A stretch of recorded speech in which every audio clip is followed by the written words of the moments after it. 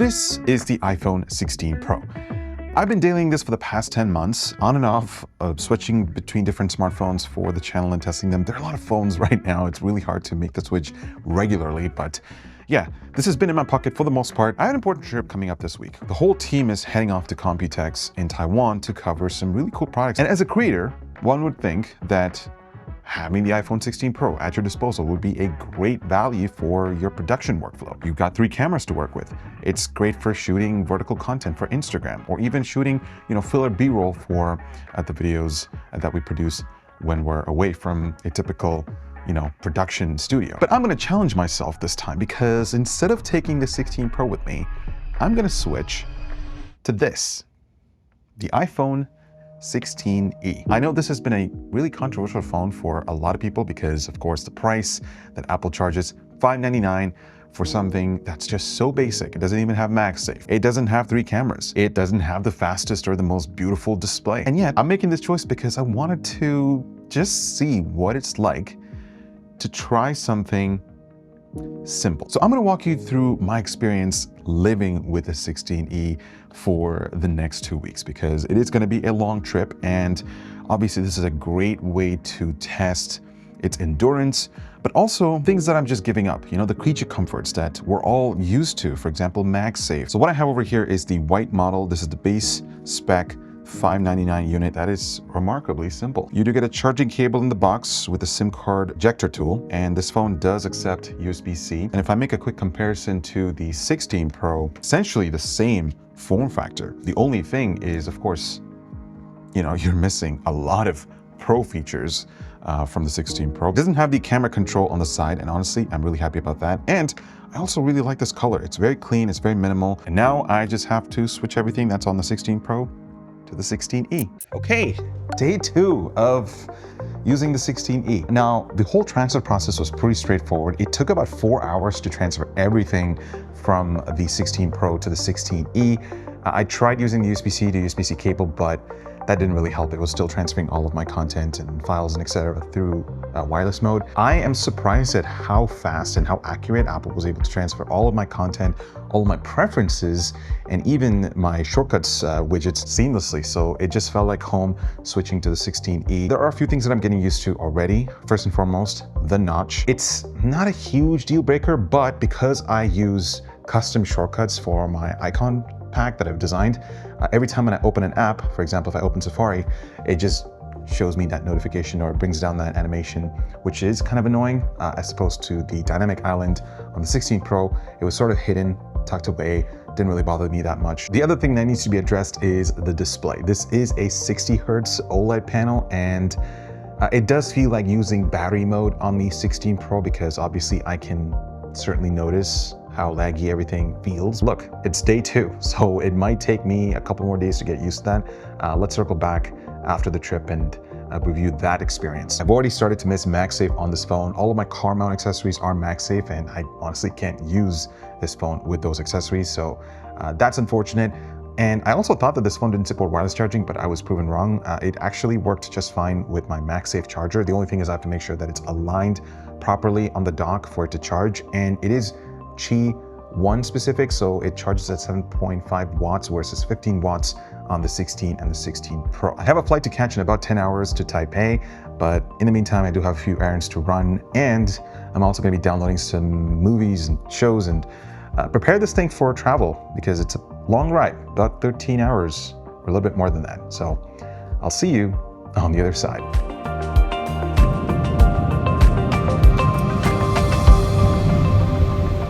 All right, welcome to Taipei. The 15-hour flight was fairly smooth. I didn't have any issues. I was playing around with the 16e to see what the battery life was like, and so far it's been pretty good. I haven't told the team yet that I switched, so let's see what their reactions are. What's up? Welcome to Taipei. Welcome to Taipei. Oh wow, it's really, really dark. I've been on the 16 Pro for a while, but I made the switch to an iPhone, another iPhone. 10. I switched to this. This is the, what is it? I don't know iPhones. You don't know iPhones. I'm still on a Pixel 7, so. This is the iPhone 16e. I'm using this on the strip. I'm exclusively. exclusively. So all this nice footage that we're gonna take with the Pro Max is like out the window, right? well, it's out the window. So I'm stuck with one camera. So any of the social posts that I'm supposed to do, it's gonna be this. First day at Taiwan. Unfortunately, Robert here, he lost his checked-in bag. So with our lighting, with a bunch of our lighting and tripods. Yeah. Thank you, Air Canada. I like this. Yeah. This is a nice size because I don't like huge phones. I'm shook. That's what I wanted to get. That's the reaction that I wanted to get. I haven't told Dimitri yet. So when Dimitri lands, I want to take his reaction as well. Eber, I flew across half the world Yeah. for you to show me something. What are we looking at? I switched to another iPhone. But you're coming from something Pro something, right? Coming from the 16 Pro. Okay. So I switched it to this. Can you guess what it is? What? What? It's got a single. What? I don't. Is it something new? Oh, it's the iPhone 16. 17? No, we're not there yet. We're not there. Wait, the close 16E? Yes. Ah. Yeah. Like just putting this in the hand doesn't feel so intimidating anymore. Just like, it's like a little iPhone or something, you know? I've already dropped this thing once and it seems like it's been okay. And you're running it naked. Eber, you're very brave. But no, first impressions, what do you think about the form factor? It's slimmer than I would imagine, but it feels really nice. Just like very comfortable, not too large. I mean, as an entry level, it would make sense in many aspects, but then you would look at, okay, well, what can I get for the same amount of money? Maybe like in the older iPhone, then the value of this becomes less and less good. So $599 is a lot for something so basic because for a lot less, you can pick up something like the Nothing Phone 3a, the Nothing Phone 3a Pro. There's the Pixel 9a that just recently dropped. Samsung just has the new A series lineup, which is also a lot cheaper. Comes with 3 cameras, comes with all the sort of basic features that you need for a smartphone. So you're coming from a Pro phone, so what are you missing the most? Okay, off the top of my head, I know I'm gonna repeat this like 50 times in the video, but it's MagSafe. But also, I really miss a telephoto lens. I love shooting in that compression. Does it not have like a 2x or something? It does, but it's not as compressed as the ones that you get with the Pro Maxes. Yeah. The other thing is also the screen. It's a 60 hertz display. Oh, yeah, I can tell. So it feels like you're using the low power battery mode on the Pro phones. Well, Eber, I was gonna say good luck to you. I wish you all the best. Thank you. It feels really nice in the hand, to be honest. I like the form factor, but I'm guessing that's why you're running it naked, because you're like, oh, whatever, it's $599. Could be that too.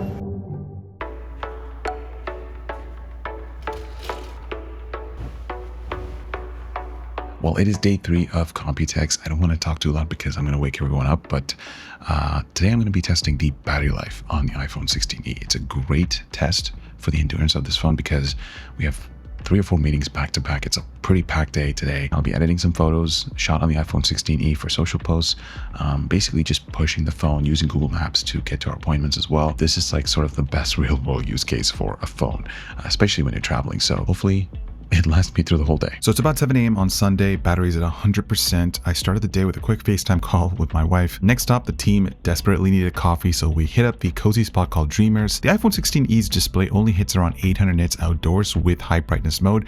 It's definitely dimmer than the 16 Pro, but still usable. We grabbed a solid breakfast, caught up on emails right at the cafe. It was a pretty chill start to the day. We got back to the Airbnb, packed up our gear, and called an Uber for our first meeting. Now over the right, I was scrolling through Instagram and noticed a slight lag in touch response. It almost felt like the panel had a slower touch sampling rate. The content just didn't quite keep up with my gestures. We stopped by Fantex to check out some new cases and shot a bit of social media content right on the phone. Then we headed to Acer for our next meeting. They had some sweet laptops on display, filmed a short form video over there. The stabilization was decent. It's not quite on par with the 16 Pro, but it handled itself pretty well. Then we tried to do something different with our next meeting, and this is how it ended. So we had to pause our production halfway through. We were shooting a really cool case from Height. What is it called again? The X50. X50? Yeah. And it just started pouring. We're soaked in water. You're soaked in water. Yeah, very Case is wet. soaked in water. I've never been more wet in my life. And Michael over there is just guarding our bags. Robert over there is guarding the camera. So, yeah. This is fun. Yeah, so it was pouring that day in Taiwan, actually throughout the whole week, but we still made the most out of it. We were also starving at this point, so we hit up one of our favorite beef noodle spot in Taiwan. Absolutely enjoyed it. We needed some of that energy to head back to the Airbnb and edit everything that we shot throughout the day. Time just flew by. Guys, it's been a long day. It's way past midnight. I mean, it's almost 12:36 a.m. and Yeah, I think it's time to review how far battery lasted on the iPhone 16e. So let's go into the usage statistics. And now I was really pushing this phone today. If you look at screen on time, 5 hours and 35 minutes. Wow, that's pretty impressive. And I'm only left with 48%, which is unreal. Like that, I don't think my 16 Pro can achieve something like this. Obviously, a lot of that probably has to go with the slightly lower 60 hertz refresh rate and probably some enhancements to the chip. That is very impressive. I could probably push this to the next day, but I don't want to risk it. I'm going to plug this back in, but I got to say, very impressive battery life on the iPhone 16e.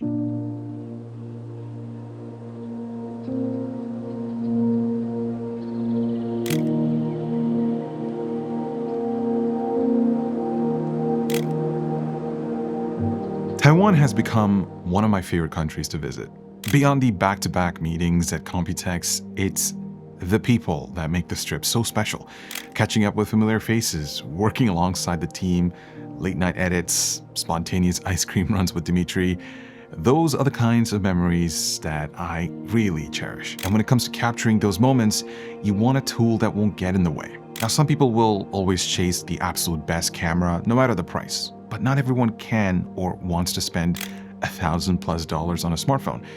And for those who specifically want an iPhone without breaking the bank, you'd assume there'd be a long list of compromises. But the iPhone 16e surprised me. That single 48 megapixel Fusion camera was genuinely impressive. It captured sharp details with great dynamic range and just the right amount of contrast. These days, it's less about the sensor size and more about what software can do. And Apple clearly spent some time tuning the 16e's processing to deliver consistently solid results. Of course, it's not fair to compare the 16e directly to the 16 Pro I switched from. That's like comparing a Honda to a Porsche. They're completely different tiers. Both great in their own right. But what the 16e nails is the essentials. It's simple, reliable, and enjoyable to use. The point-and-shoot experience is frictionless. I was also pleasantly surprised by its low-light performance. I thought the larger sensor might work against that, but once again, the software's fine-tuning plays a vital role. The selfie camera sadly doesn't make the cut. In low-light, images end up somewhat blurry, but in daylight, they're pretty good. This doesn't shoot raw out of the box, but with third-party apps like Halide, you can unlock more control and push the camera even further. If you think about it, the 16e is basically the regular 16 without the ultra-wide lens. And I know in 2025 it almost feels sacrilegious and it's almost a requirement to have a smartphone with at least 3 cameras. People just love having more options. I remember being at my niece's graduation a few months ago and every second person had their phone zoomed in as far as it could go, trying to capture that one special moment. And having that extra telephoto lens, it's nice, but this doesn't have it, which is unfortunate. Now, it's been about 10 weeks of carrying this thing in my pocket, and did I enjoy my experience? Low-key, absolutely. I just really like this form factor. It's sleek, it's lightweight, and doesn't have a bulky camera bump like the 16 Pro. It's like a little nugget.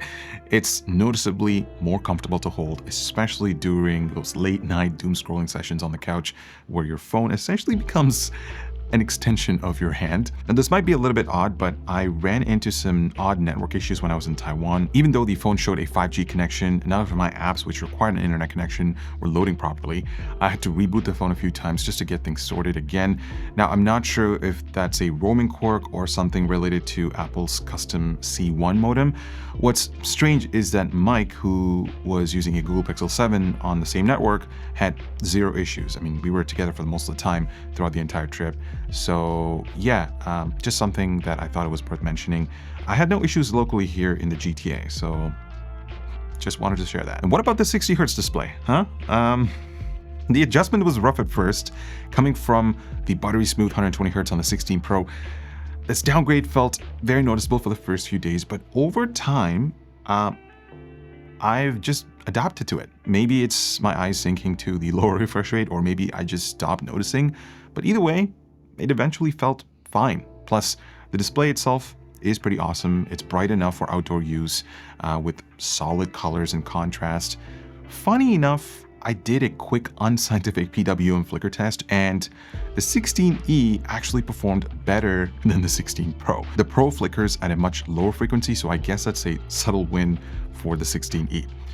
Software-wise, well, I mean, it's an iPhone, right? The layout, the experience, it hasn't changed in almost the last decade. I haven't tried the latest liquid glass beta, and honestly, I don't plan to.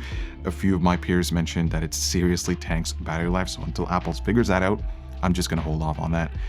And for Apple Intelligence, yeah, it still feels half-baked. Every time I ask it to do something simple, like pulling up a recipe or organizing my notes or helping me brainstorm ideas to renovate my condo, it just relies on ChatGPT. The whole thing feels like Apple just rushed the OpenAI partnership just to say, hey, we're doing AI too, and keep their stock price happy. They are going to continue to push Apple Intelligence hard over the next few years. But, and when it actually gets better, you'll want a phone that's compatible, and the 16E is. It comes with 8 GB of RAM, which meets the minimum requirement, whereas the iPhone 15, which I'm sure you'll be cross-shopping this phone with, costs $100 more and only has 6 GB of RAM, and that's not enough for Apple Intelligence. So if you're deciding between the two, that's something worth considering, even though the 15 comes with an extra lens and dynamic island, and of course you also get MagSafe and some tasteful color options to pick from. There are definitely cheaper phones out there with more lenses, higher megapixels, flashier camera modes, faster and brighter displays. But here's the thing, this is an iPhone, and that means something. There's a level of polish, consistency, and ecosystem integration that's just hard to replicate. For many, the 16E isn't just a phone. It's their entry ticket into Apple's walled garden ecosystem. You get access to iMessage, FaceTime, AirDrop, iCloud, and the continuity between potentially their first Mac, an iPad, or an Apple Watch. It just all clicks into place. It may be Apple's most affordable model, but it still carries that iPhone experience. The simplicity, the reliability, and the clean design, it's all there. And for someone looking to step into the Apple world without going and spending $800+, the 16E feels like the perfect gateway. I just don't think that $599 is a fair price. Maybe knock it down by $100, because iPhones rarely ever go on sale, and if it only had MagSafe, we might be having a different conversation. At the end of the day, it's not about having a good camera or a fast chip. It's about how everything works together. And that's what makes even the most entry-level iPhone feel kind of special.